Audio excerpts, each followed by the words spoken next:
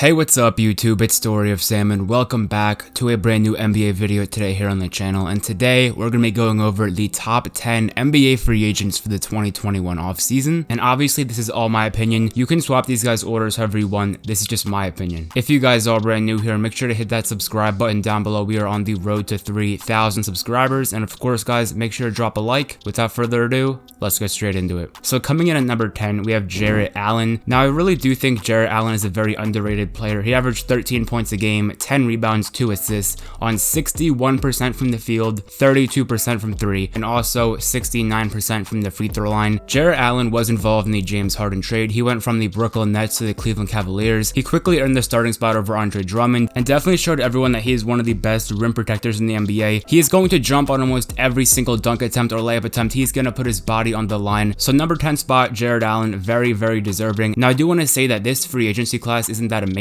Jarrett Allen is number 10, but he is also a restricted free agent, so he's not unrestricted. He can't just sign anywhere, and I do think the Cleveland Cavaliers are going to try to keep him. But also, if a team offers Jarrett Allen a very, very large contract that the Cleveland Cavaliers don't want to match, he could join a new team. And coming in at the number 9 spot, we have Spencer Dinwiddie. Now, Spencer Dinwiddie tore his ACL at the very, very beginning of this NBA season. He only played like 3 or 4 games in the entire year, so you really can't judge his stats off this year. But going back to his 2019-2020 NBA stats, he averaged 21 points a game, 4 rebounds, 7 assists on 42% from the field, 31% from 3, and 78% from the free throw line. Now, Spencer Dinwiddie is an unrestricted free agent, so he can sign literally anywhere. So it's going to be intriguing to see how much money Spencer Dinwiddie actually gets in free agency. Coming off that season-ending injury has to be tough, but I'm pretty sure he would have been good to go if the Brooklyn Nets made it to the Eastern Conference Finals, so that is definitely a very encouraging sign. He's a point guard, shooting guard hybrid. I think he is better at the shooting guard position though. Spencer Dinwiddie, again, he can score the ball, he can pass the ball, just overall a great crafty point guard. I think a lot of teams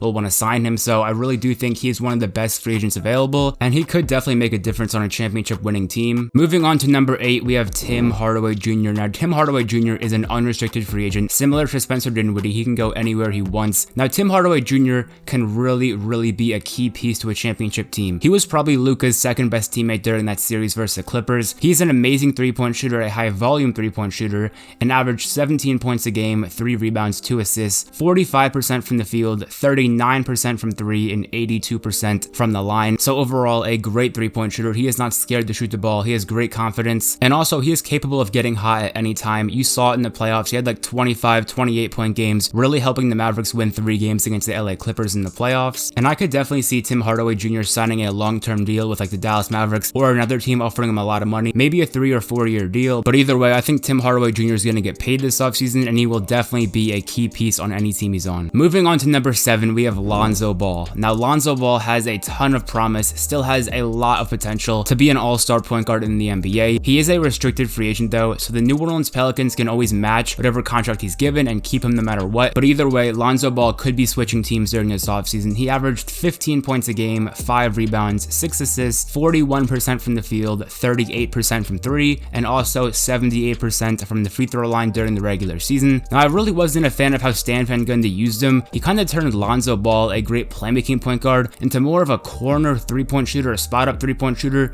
in which Lonzo Ball can do. He shot like 7 or 8 threes a game this year and was very, very efficient. But in my opinion, Lonzo Ball is best used bringing up the ball and really getting his teammates involved, because that is what he came out of the draft to do. And I do think that he can get back to that and be an all-star level point guard. Again, he has a ton of potential, and I think a lot of teams understand that, and they will pay him a lot of money in free agency. And also, I wouldn't be surprised if the New Orleans Pelicans don't match a contract, just because they were exploring trading Lonzo Ball during the trade deadline. So I don't really know how much their front office values Lonzo Ball as a long-term asset, and I could definitely see Lonzo Ball being on a new team next season. Moving on to number 6, this could be a little low for this player, but I have Kyle Lowry. He's an unrestricted free agent, and the reason why I have Kyle Lowry at 6 and nowhere higher is because of his age. Kyle Lowry is going to be 35 years old, I'm pretty sure, next season, and that is a very old age to be playing at a high level in the NBA, and I just think there are better options near the top of this list. Kyle Lowry did average 17 points a game, 5 rebounds, 7 assists on 44% from the field, 40% from 3, and 88% from the free throw line this season. He's a great defensive player, a scrappy player, a good three-point shooter, someone that can get to the rim at will and really just not fear anyone. He contributed to the Raptors championship in 2019, and just overall, Kyle Lowry is an amazing point guard. If Kyle Lowry was a little bit younger, I would certainly have him higher on the list. Moving on to the number 5 spot, we have John Collins. Now, John Collins is a restricted free free agent, and he averaged 18 points a game, 7 rebounds, 1 assist. And one of the more impressive parts about his game is his efficiency. He shot 56% from the field, 40% from 3, and 83% from the line. John Collins, of course, played a key role in the Atlanta Hawks playoff run, being one of the most surprising teams of the NBA playoffs. He is definitely one of the best offensive power forwards in the NBA. Now, defense, he can still work on that a little bit, but I'm pretty sure he wants a max contract. And if the Atlanta Hawks offer him a max contract, that would be a massive mistake in my opinion. John Collins is a great player, don't get me wrong. Teams are offering max contracts to way too many players. Max contracts should be reserved for superstar players, someone that can be a go-to option on a championship team. And I know it's a 5-year contract, a max deal, so they are hoping John Collins develops into an even better player. But right now, a max contract for John Collins might not be the best move, but I could definitely see other teams giving it to him, or even the Atlanta Hawks offering him the max. We will have to wait and see where he ends up in free agency, but my guess is he will stay with the Atlanta Hawks, and they will probably overpay John Collins just a little bit. Moving on to number 4 on the list, we have Mike Conley. He is an unrestricted free agent, so Mike Conley can really end up anywhere. He averaged 16 points a game, 4 rebounds, 6 assists on 44% from the field, 41% from the 3-point line, and 85% from the line during the regular season with the Utah Jazz. And I would actually be shocked if Mike Conley does not return to the Utah Jazz. They were the #1 seed in the Western Conference, and I'm sure Mike Conley is very happy playing alongside Donovan Mitchell and Rudy Gobert. He's not going to make too many mistakes. He can shoot the 3-ball very well. He was an all-star this season. He was their 3rd all-star on the team, so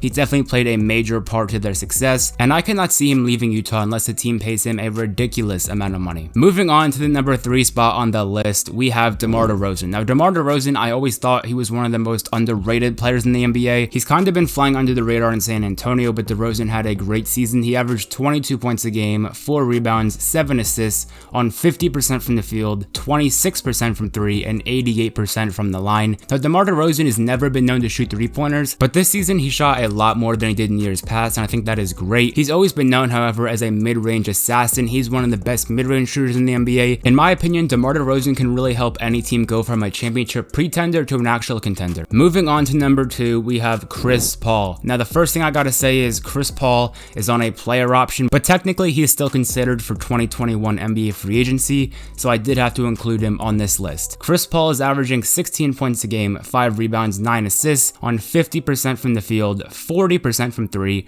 and 93% from the line, an NBA's best. Those numbers do not do Chris Paul's impact justice at all. Of course, the Phoenix Suns are in the NBA Finals right now, largely due to Chris Paul's impact on this Phoenix Suns team. He rarely makes mistakes. He is a 36-year-old veteran point guard that knows what he's doing. He can lead almost any group. We saw it last year with the Oklahoma City Thunder, going from an OKC team that had like a 0.2-0.3% chance to make the playoffs, getting the 5 seed in OKC, taking the Houston Rockets to 7 games, almost beating James Harden, Russell Westbrook, and the entire Rockets team. And then Chris Paul goes to Phoenix, a team that hasn't made the playoffs in 10 years, takes them immediately to a championship. Chris Paul's been absolutely amazing these playoffs, but again, he has had a lot of help. It's not like he just carried this Suns team through thick and thin to this NBA Finals. Devin Booker's done well, DeAndre Ayton has chipped in a ton. Just all in all, they are a very well-built team. Now, will Chris Paul opt out of his player option? In my opinion, yes. I think he will opt out and sign a 3-year deal with the Phoenix Suns worth like $100 million, or he could just accept the player option, take like the $44 million and go into free agency next season. But either way, it doesn't matter. He's going to stay with the Phoenix Suns. They have an incredibly bright future, and I would be beyond shocked. Something unbelievable would have to happen for Chris Paul to actually leave this Phoenix Suns team. Now, moving on to the #1 spot, you guys probably know who it is. Maybe you don't. I don't know, but it is Kawhi Leonard. Now, Kawhi Leonard, again, has a player option, just like Chris Paul. So Kawhi Leonard, no doubt in my opinion, the best player in free agency. He averaged 25 points a game, 7 rebounds, 5 assists on 51% from the field, 40% from 3, and 89% from the line. Almost a 50-40-90 season from Kawhi. Always one of the most efficient players in the NBA. A great defensive player, and in my opinion, a top 5 player in the NBA. If Kawhi Leonard stayed healthy, I really do think the LA Clippers would have made the NBA Finals. And for that reason, I do not think Kawhi Leonard is going to leave the Clippers. Kawhi Leonard wants to be in LA. He wants to be a Clipper. The Clippers had their best season in franchise history. He didn't even play in the conference finals. They took it to 6 games. He missed the last 2 games of the Western Conference semifinals. They won those games. I have no idea why people are talking about Kawhi Leonard leaving the Clippers. I have no idea why there are so many rumors of Kawhi Leonard, oh, he's going to go to the Warriors.